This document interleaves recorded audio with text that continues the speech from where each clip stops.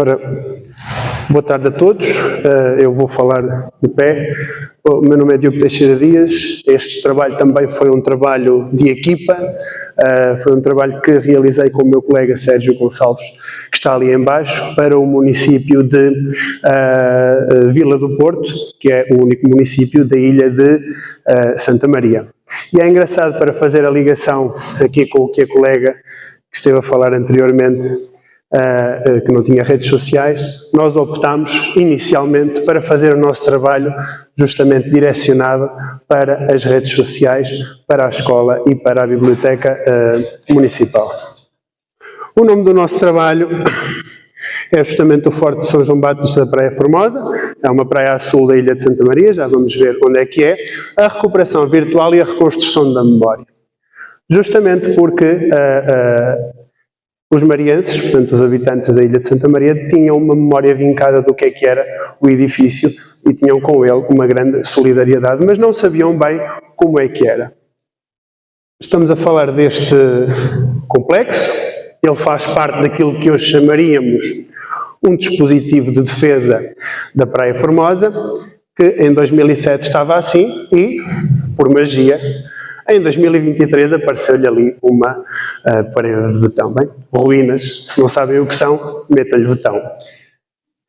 Ora, os objetivos do nosso trabalho, tendo em conta isto que aconteceu, que foi bem intencionado, não houve aqui más intenções, houve desinformação, eram conservar pelo registro existente, o que ainda existia do Forte, investigar e interpretar os dados, reconstruir virtualmente aquilo que já não existia. Numa determinada época, nós escolhemos o século XVIII, que era a época de funcionamento pleno do Forte. O Forte, pensamos que tenha sido construído no período filipino. Recriar o seu contexto próximo, para haver uma percepção de toda a sua envolvência. Publicar os resultados obtidos, que é o que estamos aqui a fazer, e comunicar os resultados obtidos, que foi o que fizemos no início de novembro, na Biblioteca Municipal de Vila do Porto. Os principais obstáculos à nossa interpretação, porque de facto o que tínhamos era um conjunto de ruínas. O elevado estado de ruína do edificado, as reocupações sucessivas do espaço, que o descaracterizaram profundamente, que acrescentaram elementos esses, nomeadamente uma janela mainelada, que foi feita em blocos de argamassa, mas que era do século XX, e a primeira coisa que as pessoas nos perguntaram quando nós apresentámos a reconstrução virtual foi: onde é que está a janela? Portanto, as pessoas tinham uma memória sobre o espaço que não correspondia à sua função original. E também uma certa divergência de dados. Nada de novo, tudo aquilo que nós encontramos em campo, tudo aquilo que encontramos nas fontes escritas também. O que acontece é que nós tínhamos uma série de plantas do século XIX, que cada uma dava a sua sentença. Mas os principais impulsos, e aí tivemos, felizmente, um grande apoio do município de Vila do Porto. Nós costumamos queixar-nos sempre da falta de recursos, neste caso tivemos uma grande aposta do município. Foi a elevada sensibilização da população, que iniciou uma petição em 2016 para a defesa do Forte, e aqui quero agradecer à cidadã que está aqui, que está ali ao fundo, uma grande mariense que iniciou a petição em 2016 para a defesa do Forte e que terminou neste trabalho e continuará certamente. A intenção do investimento camarário, a disponibilidade digital das fontes, sobretudo das fontes planimétricas, não precisamos nos dirigir aos arquivos de Lisboa para as consultar, e também uma vasta investigação prévia, quer na área da arqueologia, quer na área da história. Ao contrário da maior parte dos colegas que estão aqui, nós não estamos a comunicar uma investigação nossa, estamos a comunicar uma investigação de outros. E para os colegas estudantes que estão aqui, deixem-me vos dizer que isso neste momento é um mercado altamente promissor para o trabalho em arqueologia. A nossa metodologia foi a arqueologia virtual, que é um conceito que existe desde 2017. Desde 2017 que a arqueologia virtual se define pelo ICOMOS como sendo a área científica que tem por objetivo a investigação e desenvolvimento de formas de recorrer à visualização assistida por computador para uma gestão integrada do património arqueológico. No fundo, em vez de termos a tecnologia digital como nossa inimiga, é ter uma objetivamente como nossa aliada. Os princípios de Sevilha são estes. Eu peço-vos que vejam, quer no nosso artigo, quer mesmo na própria carta, e venho chamar-vos a atenção, sobretudo, para este terceiro princípio. O princípio da complementaridade, que significa que qualquer produto de arqueologia virtual é um complemento à interpretação dos dados e dos locais. Ou seja, não se substitui a eles. E também, obviamente, o número 7 da transparência, o número 5, o rigor histórico, e a transparência científica, que no fundo são as limitações àquilo que é o nosso trabalho, que não é muito distante daquilo que faz um ilustrador da Pixar ou da Disney, só que está limitado, obviamente, por aquilo que é cientificamente tangível. Nós colocamos aqui isto porque a primeira coisa que nos perguntam é: mas que programa é que vocês usaram? É no fundo como vos perguntarem numa escavação: então, mas afinal que instrumentos é que vocês usam? Bem, há quem escave só de colherinho, não é? Mas sabemos que há vários instrumentos. Nós usamos a todos estes e mais alguns. Ora bem, passando ao nosso objeto de estudo. Os Açores, levanta o braço, por favor, quem já visitou os Açores, muito rapidamente. E mais do que uma ilha nos Açores, quem é que já visitou? Ok, não estava à espera disto.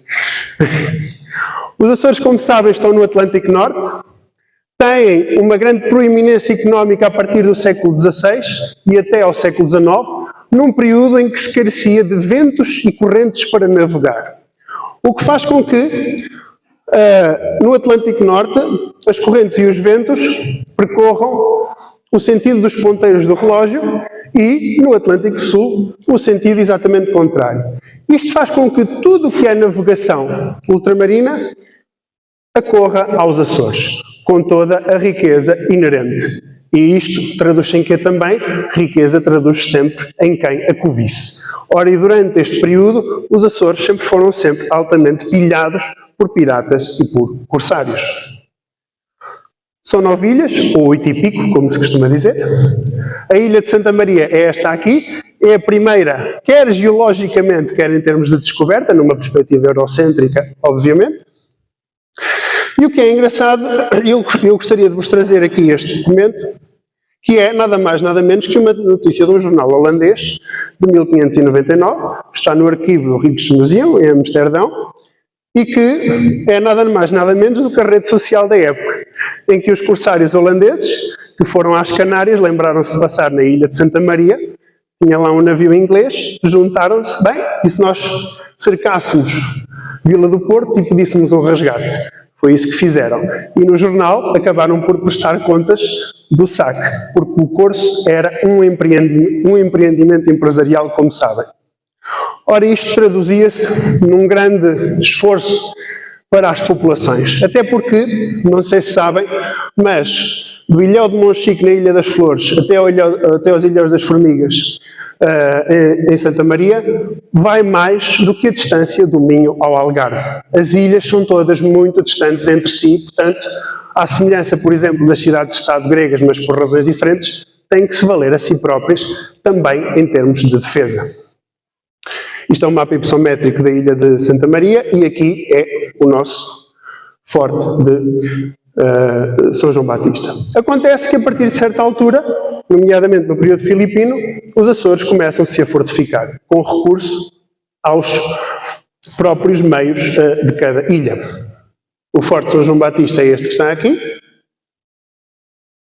Fazia parte de um dispositivo de defesa que defendia aqui a Praia Formosa. Nesta altura não havia infraestruturas portuárias, dependia-se das praias para varar as embarcações. E está neste estado. Nós iniciámos uma fase de documentação em que revimos as fontes históricas e cartográficas para documentar o que não existe já. Fizemos um levantamento fotogramétrico e fotográfico para permitir a preservação pelo registro para a posteridade e documentámos também as outras hipóteses interpretativas da infraestrutura que também já existiam. Isto são as plantas, algumas das plantas. Se repararem, todas elas dão a sua sentença em termos de traçado, e nós tivemos que interpretar isso em conjunto com os dados do local. E também este levantamento fotogramétrico que foi realizado pelo Sérgio, com drone e também com máquina fotográfica, foi fundamental porque, a partir daqui, o mar já não levará mais informação. Poderá levar mais pedra, poderá levar mais argamassa, mas já não levará mais informação, porque a partir daqui ela ficou preservada pelo registro. E fizemos também uma reconstrução volumétrica, portanto, nós iniciámos um conjunto de hipóteses e fomos descartando e fomos discutindo também com outros investigadores. Em termos de resultado, aquilo que nós temos é isto. A maior parte deles, ainda tem algum tempo, boa. A maior parte de tudo o que está aqui está documentado, inclusivamente o gado, em que a Câmara a certa altura proibiu que existisse gado sem cerca ali à volta, porque subia para as paredes do forte e mandava aquilo abaixo. Está datado, sem ter uma data, tem ali uma bandeira de finais da primeira metade do século XVIII. Tem todo aqui um conjunto de envolvência, tem aqui a Ribeira da Praia, cuja água era fundamental para o cotidiano do forte, que sabemos hoje que tinha uma guarnição permanente e vivia lá também o seu condestável, que era como se fosse o supremo comandante da força deste e dos outros fortes. E o que era engraçado é que temos indícios de que ele vivia com a esposa no forte. Reparem, isto é uma gelósia. Uma gelósia é típica de conventos, é típica do mundo feminino. Seria eventualmente para preservar o recato do lar. Portanto, é um indiciante da presença feminina numa fortificação.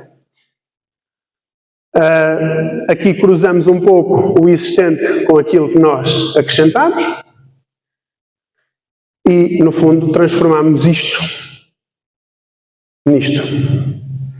Foi simples aquilo que nós fizemos, mas queremos que faz hoje toda a diferença na interpretação daquele espaço. É um desenho, é um produto artístico, mas é um produto artístico calibrado pela ciência. E nós achamos por bem transparecer esse calibre da ciência com uma escala de evidência histórico-arqueológica. No fundo é como o jogo do quente e frio. Quanto mais quente for a cor, maior evidência dos vestígios no local. Quanto mais fria, maior a criatividade, maior a inserção de elementos para os quais nós, apesar de termos paralelos, não temos evidência documental. Mas melhor do que vos mostrar aqui, gostaria de vos mostrar nos vossos telemóveis, portanto, por favor, levantem-nos e façam aqui a digitalização do nosso QR Code. Mas, no fundo, aquilo que nós trouxemos, esta reconstrução virtual trouxe, embora o seu objetivo não fosse inovar em termos de ciência, trouxe algumas novidades em termos daquilo que era o conhecimento do forte, porque à medida em que nós reconstruímos, vamos fazendo muitas perguntas a nós próprios, nomeadamente o que é que estava aqui, porque é que estava aqui. Nós conseguimos identificar toda esta plataforma de tiro, que era absolutamente essencial, que é, no fundo, um empedrado para que as peças, ou as bocas de fogo, como queiram chamar, assentem em cima. Porque, reparem, isto era altamente assolado pelo mar e nos Açores chove muito também.